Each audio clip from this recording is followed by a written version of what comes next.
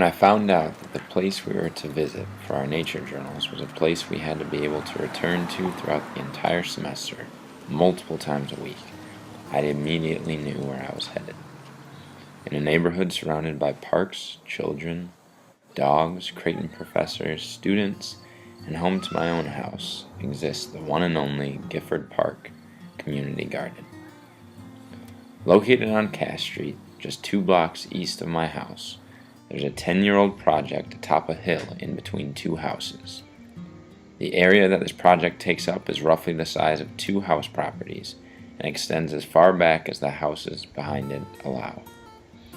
When I first walked into the garden to look around, it was the first time I'd actually ever walked up the hill. I've ridden by in both car and bicycle, read the sign and story of the garden, but never actually visited.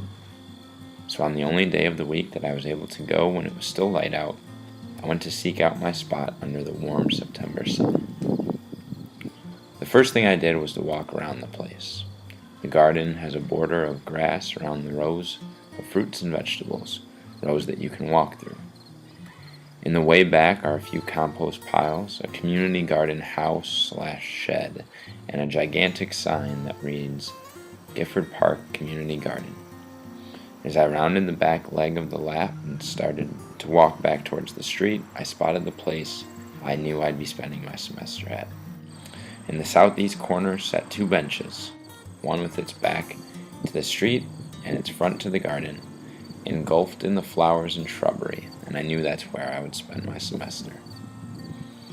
As I sat down, the first thing I noticed were 2 flowers that were reaching over the back of the bench. Upon sitting down, the position of their reach forced me to sit right between them, with both of their heads rested on my shoulders. As I got comfortable, swatting away the gnats, I looked around from the new point of view. I was in front of the garden, staring towards all the fruits, vegetables, flowers, and plants, although they are all somewhat distant. From my bench I could see a few tomatoes, bright yellow and orange flowers, and the extremely tall sunflowers in the back of the garden that seemed to look down over the rest of the area.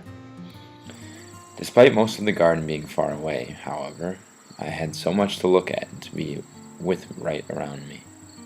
From sitting on the bench for a while, I quickly noticed the relationship between proximity to the flowers and quantity of bugs.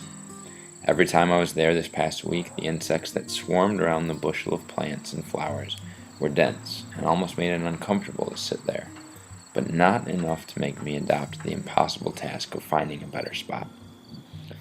The flowers around both sides were extremely vibrant.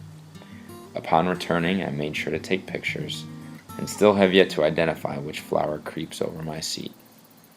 To my right sat 2 orange and yellow monarch butterflies, and watching the 2 of them slowly open and close their wings was one of the most calming things I've done in a long time.